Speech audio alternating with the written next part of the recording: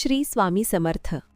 संत कबीरदासजी म्हणतात, कबीरा सब जग निर्धना, धनवंता नाही कोई, धनवंता सोई होय जाके, राम नाम धन होय. ही गोष्ट दिसायला छोटी असली तरी खूप मोठी आहे आणि प्रत्येक कुंभराशीच्या व्यक्तीने ही लक्षात ठेवली पाहिजे. कारण सध्या सर्वांच्याच आयुष्यात खूप अडचणी सुरू आहेत. सध्या कुंभराशीच्या बहुतेक व्यक्ती पैशांच्या बाबतीत खूप त्रस्त आहेत.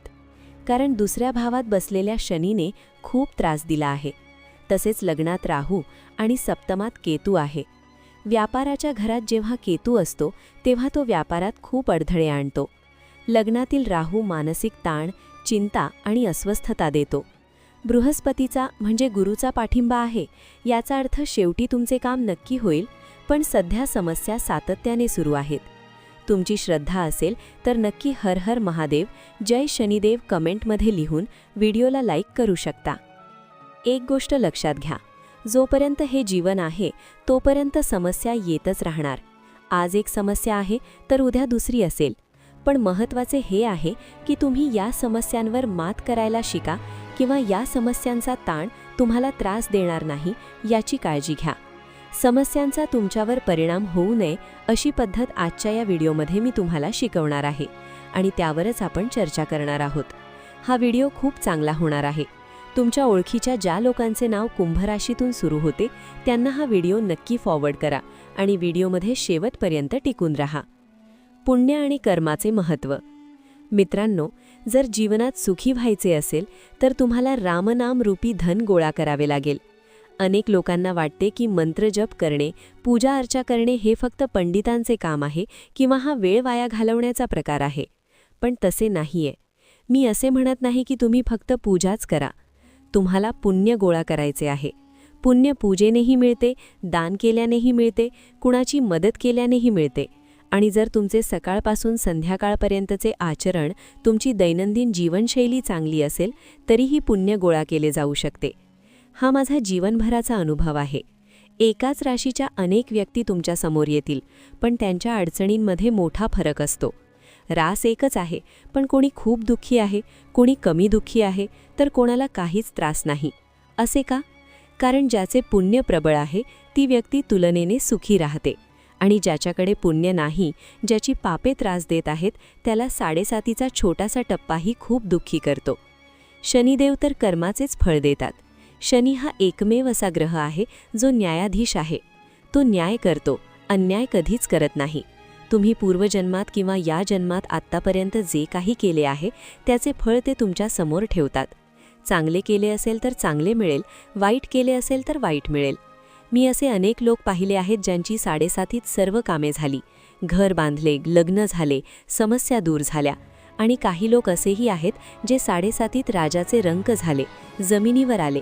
एक चुकीचा निर्णय किंवा एक असे काम झाले की आयुष्यभराची कमाई मातीला मिळाली. हा सर्व ग्रहांचा आणि कर्मांचा खेळ आहे.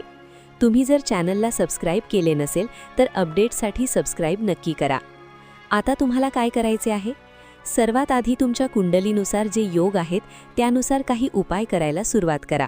कारण समस्यांवर आपण आधीच्या व्हिडिओतही चर्चा केली आहे. सध्या तुम्हाला पैशांच्या समस्या, कौटुंबिक समस्या जाणवत असतील, कारण दुसऱ्या भावात बसलेल्या शनीची तिसरी दृष्टी 4थ्या भावावर पडते. 4थे घर म्हणजे तुमचे कुटुंब, आई-वडील, मुले या गोष्टींचे असते. त्यामुळे शनीची ही दृष्टी कुटुंबात विस्कळीतपणा आणते. कुटुंबाशी संबंधित समस्या वारंवार समोर येतील, पैशांच्या समस्या येतील. शनीचा हा 7.5चा शेवटचा टप्पा आहे आणि तो तुमची कडक परीक्षा घेतो. इतकी परीक्षा की माणूस म्हणतो आता माझी हिंमत संपली आहे. त्यामुळे पायाच्या समस्या, पायाला दुखापत होणे, घरात चोरी होणे, धन नष्ट होणे, चालते व्यवसाय बंद पडणे किंवा जवळचे नातेवाईक शत्रू बनणे, भागीदाराने सोडून जाणे ही सर्व शनीची लक्षणे आहेत. अशा वेळी स्वभाव रागीट किंवा अहंकारी ठेवू नका. मनात शांती ठेवा. वास्तुदोष आणि भक्तीचे उदाहरण. एक उदाहरण देते. माझे एक आदरणीय नातेवाईक होते. त्यांनी खूप पूर्वी एक घर विकत घेतले. त्या घरात सर्व प्रकारचे वास्तुदोष होते. ईशान्येला म्हणजे नॉर्थ ईस्टला टॉयलेट होते, जो सर्वात मोठा दोष मानला जातो. दक्षिण दिशा जिथे बंद असावी तिथे पूर्ण मोकळी होती. वास्तुशास्त्राप्रमाणे तिथे मुले न होणे किंवा पैशांची प्रचंड चणचण असायला हवी होती. पण ते हनुमानजींचे मोठे भक्त होते. लोकांनी त्यांना घर घेताना सावध केलं होतं की आधीचे लोक यात उद्ध्वस्त झाले आहेत, तुम्ही हे का घेताय? पण ते कर्मप्रधान होते. ते म्हणायचे, मी राम भक्ताचा भक्त आहे, माझी काळजी तेच करतील. ते आयुष्यभर एका पायावर उभे राहून हनुमान चालिसा वाचायचे. त्यांनी कधी कोणाचे मन दुखावलं नाही. ते मोठे गोसेवक होते. त्यांच्याकडे कुणी कपडे मागितले तरी ते देऊन टाकायचे, इतके त्यांचे पुण्य होते. कधीही चुकीच्या मार्गाने पैसा कमावला नाही. त्यांच्या या पुण्याच्या प्रभावामुळे जोपर्यंत ते जिवंत होते तोपर्यंत त्या घरात सर्व सुख समृद्धी होती. कोणत्याही वास्तुदोषाचा त्यांच्यावर परिणाम झाला नाही. पण त्यांच्या निधनानंतर त्यांच्या मुलांच्या काळात सर्व समस्या एकदम सुरू झाल्या. भूतबाधा, तंत्रमंत्र, भांडणे, पैशांची चणचण. हे सांगण्याचा उद्देश एकच आहे की कुंडलीत जे लिहिले आहे ते समोर येणारच, पण त्याचा तुमच्यावर परिणाम होऊ नये यासाठी तुमची तयारी आधीपासून पाहिजे. ती तयारी म्हणजे दान, पुण्य, चांगली दिनचर्या आणि ईश्वरावरील विश्वास. आता आपण उपायांबद्दल बोलूया. या आठवड्यात महाशिवरात्रीचा पावन सण येत आहे. तंत्रमंत्रात या दिवसाला विशेष महत्त्व आहे. ज्या समस्या वर्षभर सुटत नाहीत त्या शिवरात्रीला सुटू शकतात. भगवान शिव हे एकमेव असे दैवत आहेत ज्यांच्या पूजेने सर्व 9 ग्रह शांत होतात. दुधाने चंद्र, मसुराच्या डाळीने मंगळ, गव्हाने सूर्य आणि तिळाने शनी राहू प्रसन्न होतात. शिवरात्रीला 4 प्रहर पूजेचे खूप महत्त्व आहे. रात्री सूर्यास्तापासून दुसऱ्या दिवशी सूर्योदयापर्यंतच्या काळाला 4 भागात विभागून प्रत्येक प्रहरात पूजा करा. गंध, अक्षता, पुष्प, धूप, दीप अर्पण करून पंचाक्षरी मंत्र किंवा शिवतांडव स्तोत्राचे पठण करा. मानसिक शांतीसाठी म्हणजे चंद्र पीडित असल्यास 1.25 किलो दूध घेऊन त्यात काळे तीळ मिसळा आणि ओम जूम सह मंत्राचा जप करत शिवपिंडीवर अखंड धार धरून अभिषेक करा. यामुळे मनाला प्रचंड शांती मिळेल. अंगारक योगासाठी म्हणजे राहू मंगळ एकत्र असल्यास, घरात भांडणे होत असतील किंवा खूप राग येत असेल तर पाण्यात लाल चंदनाची पावडर आणि मसुराची डाळ मिसळून शिवला अर्पण करा. महामृत्युंजय मंत्राचा जप करा. विवाहातील अडथळ्यांसाठी ज्यांचे लग्न ठरत नाही त्यांनी शिवरात्रीला गौरी शंकर रुद्राक्षाची पूजा करावी किंवा शिव पार्वतीचे मौलीने गथबंधन करावे आणि ओम गौरी शंकराय नमः या मंत्राचा 11 माळा जपाव्यात.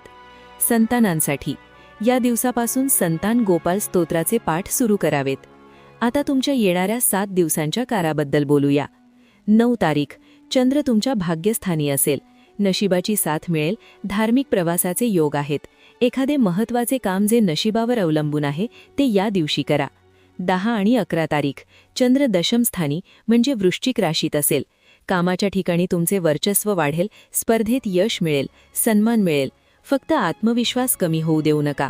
12, 13 आणि 14 तारीख चंद्र 11व्या म्हणजे लाभस्थानी असेल. हे 3 दिवस सर्वात उत्तम आहेत. अडकलेले पैसे परत मिळतील, मित्रांची मदत होईल, उत्पन्नाचे स्रोत वाढतील. कोणतीही मोठी गुंतवणूक किंवा काम या दिवसात करा. 15 तारीख हा या आठवड्यातील सर्वात खराब दिवस आहे. चंद्र 12व्या स्थानी म्हणजे सूर्यासोबत असेल. प्रवास टाळा, मोठा निर्णय घेऊ नका, कोणाला उधार देऊ नका आणि भांडणांपासून लांब राहा. कुंभ राशीच्या लोकांनो, भगवान शिवाला रामचरितमानस खूप आवडते. जर तुम्ही दररोज रामायणाचे पाठ केले तर तुमचे पुण्य वाढेल.